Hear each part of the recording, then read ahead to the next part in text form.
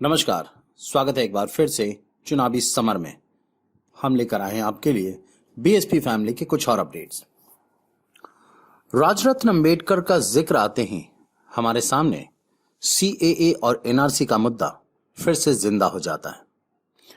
वैसे भी राजरत्न ने इन कानूनों को रोकने के लिए इतना ज्यादा संघर्ष किया है कि आज लोग इनके बिना सीएए और एनआरसी के खिलाफ संघर्ष करने की सोचते भी नहीं। वैसे आज की चर्चा की वजह भी सीएए और एनआरसी को लेकर राजरत्न अंबेडकर का फिर से हल्ला बोल ही है।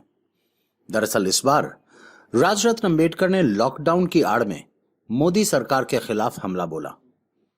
आपको बता दें कि राजरत्न ने कहा कि देश में लगभग 40 दिनों के लिए लगे लॉकडाउन से लोगों की जिंदगी तबाह हो गई है। हालांकि लोगों की जिंदगी के लिए यह लॉकडाउन जरूरी भी है। अंबेडकर ने सीएए और एनआरसी को लॉकडाउन के मुद्दे से जोड़ते हुए कहा कि अगर हम लोग इतने दिनों के लॉकडाउन में खुद को कैदी की तरह महसूस कर रहे हैं तो सोचिए कि अगर देश में सीएए और एनआरसी लागू हो गया तो फिर देश की आधी आबादी खुद को गुलाम जैसा महसूस करेगी।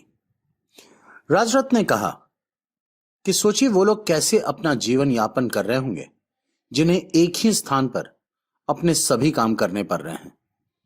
ऐसे में अगर देश में सीएए और एनआरसी लागू हो गया तो फिर यह पूरा देश ही डिटेंशन सेंटर बन जाएगा।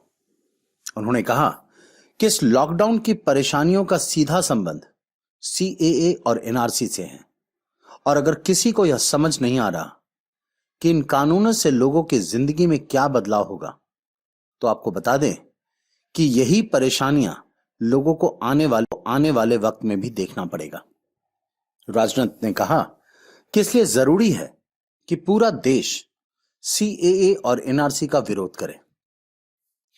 इस तरह राजरत्न अंबेडकर ने लॉकडाउन की आड़ में जनता को फिर से बताया कि कोरोना की ही तरह सीएए और एनआरसी भारत की जनता के लिए अभिशाप है।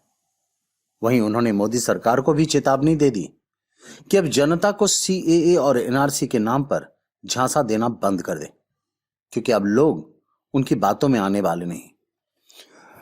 कुल मिलाकर हम यह कह सकते हैं कि राजरत्न अंबेडकर ने लॉकडाउन को फिर से सीएए और एनआरसी का ट्रेलर बताकर लोगों को सावधान कर दिया है कि अब सीएए और एनआरसी का विरोध नहीं किया तो फिर यह कानून लोगों की जिंदगी को नर्क बनाकर दम लेगी।